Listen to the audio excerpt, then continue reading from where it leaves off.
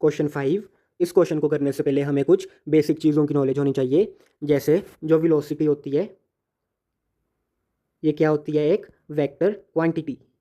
यानी कि वेक्टर का क्या मतलब कि इसके पास कुछ वैल्यू तो होगी ही, जैसे 2 मीटर पर सेकेंड, ये क्या है? इसकी एक वैल्यू। पर इसके साथ ही इसकी कुछ डायरेक्शन भी होगी। जैसे अगर मैं कह रहा हूँ 2 metre per second in the north direction,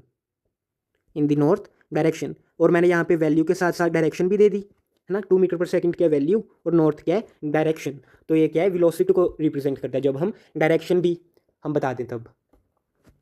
और ऐसे बार बार नॉर्थ लिखना तो वेरी डिफिकल्ट, है ना। तो अगर वेलोसिटी ऊपर की तरफ हो तो हम साइन क्या लेते हैं?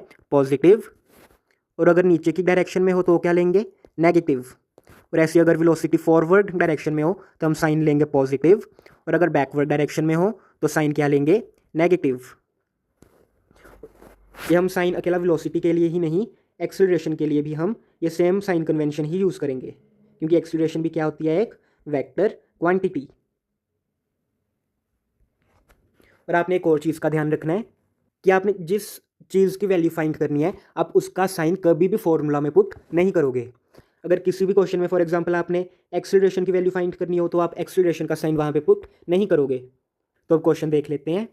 Motor bike moving with initial velocity 28 metre per second. अब देखो यहाँ पे इनिशियल वेलोसिटी की बात हो रही है, पर वेलोसिटी तो क्या होती है? वेक्टर क्वांटिटी, यानी कि वेलोसिटी की कुछ डायरेक्शन भी होनी चाहिए, लेकिन क्वेश्चन में डायरेक्शन का तो कोई जिक्र ही नहीं किया। तो हम बाय डिफ़ॉल्ट क्या अज्यूम करेंगे कि वेलोसिटी की डायरेक्शन क्या है? Forward direction. तो एक ये बाइक बना रहा हूँ मैं, इसकी वेलोसिटी कितनी दी हुई है? 28 मीटर पर सेकेंड। ये एरो क्या रिप्रेजेंट कर रही है? डायरेक्शन। तो यू की वैल्यू कितनी है हमारे पास? क्योंकि अब देखो फॉरवर्ड डायरेक्शन हमने अज्यूम की है, तो फॉरवर्ड में हम साइन क्या लेते हैं? पॉजिटिव। तो u equal to plus 28 metre per second. और आगे क्या दिया है? And constant acceleration stops after travelling 98 metre. तो अब कितना डिस्टेंस चल के वो रुका? 98 मीटर। यानी कि ये चल रहा था, यहाँ पे भी चल रहा है, और कितना डिस्टेंस ट्रेवल करके रुक गया? 98 मीटर। और यहाँ पे रुक गया, तो यहाँ पे मतलब वेलोसिटी कितनी होगी इस पॉइंट पे? जो ये वाला पॉइंट है, यहाँ पे वेलोसिटी कितनी होगी? क्योंकि लिखा है ना स्टॉप्स आफ्टर ट्रैवलिंग 98 मीटर। तो 98 मीटर चल के वो क्या यहाँ पे रुक गया।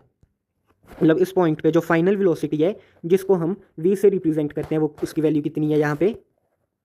Equal to 0 metre per second. तो यहाँ पे लिख लेते हैं v equal to 0 metre per second.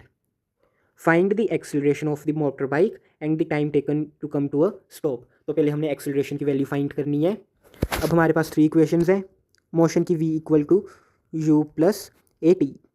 Second क्या होती है? s equal to u t plus half into a t square. और थर्ड कौन सी होती है? v square minus u square equal to 2as। अब कौन सी इक्वेशन को हम यूज़ करेंगे? देखो हमें कौन कौन सी वैल्यू दी हुई है? u की दी हुई है, v की दी हुई है, और डिस्प्लेसमेंट की भी दी हुई है। कितनी दी हुई है? 98 मीटर।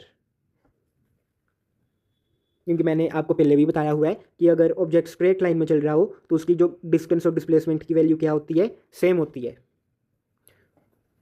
तो यहाँ पे कितनी वैल्यू दी हुई है डिस्प्लेसमेंट की? 98 मीटर।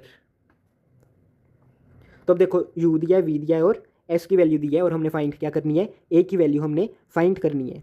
तो अब देखो ये चारों कौन से फॉर्मूला में आ रहे हैं? यहाँ पे v आ रहा है, यहाँ पे u भी आ रहा है, पर यहाँ पे a भी आ रहा है, पर यहाँ पे s की वैल्यू नहीं आ रही है ना। यहाँ पे तो टाइम आ रहा है, टाइम के बारे में तो हमें कोई इन्फॉर्मेशन ही नहीं दी कि कुछ टाइम की वैल्यू नहीं दी। तो फर्स्ट इक्वेशन यहाँ पे क्या होगी? रिजेक्ट हो गई। अब सेकंड इक्वेशन में भी टाइम की वैल्यू हमें पुट करनी पड़ेगी, पर हमारे पास टाइम की वैल्यू तो है ही नहीं अभी तक, तो सेकंड इक्वेशन भी रिजेक्टेड। तो अब हम कौन सी इक्वेशन यूज़ करेंगे? ये थर्ड इक्वेशन ऑफ मोशन। तो हमारे पास v की वैल्यू कितनी है? 0। तो यहाँ पे v स्क्वायर की जगह हम क्या पुट करेंगे? 0 स्क्वायर माइनस यू स्क्वायर की कितनी वैल्यू है? u की कितनी वैल्यू है? 28। तो माइनस 28। हम दो बारी 28 लिखेंगे क्योंकि यहाँ पे u स्क्वायर है। तो 28 इंटू 28 इक्वल टू 2 इंटू ए की वैल्यू हमने फाइंड करनी है, और s की कितनी वैल्यू दी है? 98। और देखो फॉरवर्ड डायरेक्शन में है डिस्प्लेसमेंट, पहले यहाँ पे था और बाद में यहाँ पे आ गया। मतलब कौन सी डायरेक्शन में ऑब्जेक्ट चला? ना, फॉरवर्ड डायरेक्शन में। और फॉरवर्ड डायरेक्शन में कौन सा साइन होता है? पॉजिटिव। तो s की डायरेक्शन भी क्या है? पॉजिटिव है यहाँ पे। तो यहाँ पे प्लस 98 आएगा, और s की वैल्यू कितनी है? 98। तो हमने यहाँ पे 98 लिख दिया। तो अब ए की वैल्यू फाइंड करने के लिए हम 2 और 98 को लेफ्ट हैंड साइड ले जाएंगे, यानी कि 0² 0, और अब क्या रह गया यहाँ पे -28 इंटू 28 अपॉन यहाँ पे क्या 2 और 98, यानी कि यहाँ पे मल्टीप्लिकेशन में राइट हैंड साइड पे, तो जब लेफ्ट हैंड साइड पे लेकर आएंगे तो ये क्या हो जाएंगे डिवाइड 2 इंटू 98। अब 14 इक्वल टू ए, 14 2 ज़ा 28, 14 के टेबल पे कट रहा है, और 14 7 ज़ा 98, यहाँ पे 2 विद 2 कैंसिल और 7 विद 4 कैंसिल, तो ए की वैल्यू कितनी आ गई -4 मीटर पर सेकंड। अब यहाँ पे आप देखो ध्यान से कि ए की वैल्यू यानी कि एक्सेलरेशन की वैल्यू क्या आई नेगेटिव। नेगेटिव का क्या मतलब है कि जो एक्सेलरेशन है वो क्या है बैकवर्ड डायरेक्शन में लग रही है। ये तो कॉमन सेंस है ना, क्योंकि अगर कोई भी ऑब्जेक्ट ने रुकना है और वो फॉरवर्ड डायरेक्शन में चल रहा है तो रुकने के लिए हमें एक्सेलरेशन बैकवर्ड डायरेक्शन में देनी पड़ेगी। जो हम कार चलाते हैं जब हम ब्रेक लगाते हैं तब ब्रेक क्या करती है, कार को बैकवर्ड डायरेक्शन में एक्सेलरेशन देती है, तो जिसके कारण क्या होती है, कार स्टॉप हो जाती है। तो यहाँ पे भी एक्सेलरेशन की वैल्यू इसलिए नेगेटिव आई है क्योंकि यहाँ पे एक्सेलरेशन पीछे को लग रही है, क्योंकि कार को ब्रेक लगाई गई है रोकने के लिए। सॉरी, यहाँ पे मोटर बाइक की बात हो रही है, तो मोटर बाइक को ब्रेक लगाई गई है रुकने के लिए, तो एक्सेलरेशन क्या आ गई नेगेटिव। अब क्या फाइंड करना है हमने, and the time taken to come to a stop. अब हमने टाइम फाइंड करना है, तो अब टाइम फाइंड करने के लिए हम इन तीनों में से कोई भी इक्वेशन को यूज़ कर सकते हैं, लेकिन फॉर इजी सोल्यूशन हम इक्वेशन 1 को यूज़ करेंगे। तो यहाँ पे अब ए की वैल्यू लिख लेते हैं। ए की वैल्यू कितनी आई थी, -4 मीटर पर सेकंड स्क्वायर, और अब हमें टी की वैल्यू फाइंड करनी है। तो using the first equation of motion यानी कि v equal to u plus a t, हम कोई भी इक्वेशन यूज़ कर सकते हैं। आप ये मत सोचना कि हमने यही वाली इक्वेशन क्यों यूज़ की, आप सेकंड इक्वेशन इस वाली इक्वेशन को भी यूज़ कर सकते हो और इस वाली को भी यूज़ कर सकते हो, आंसर आपका सेम ही आएगा। पे v की वैल्यू कितनी है 0, तो पुट करेंगे 0 इक्वल टू u की वैल्यू कितनी है +28, तो हमने 28 लिख लिया, प्लस ए की वैल्यू कितनी है -4, तो हम यहाँ पे -4 पुट करेंगे इंटू टी।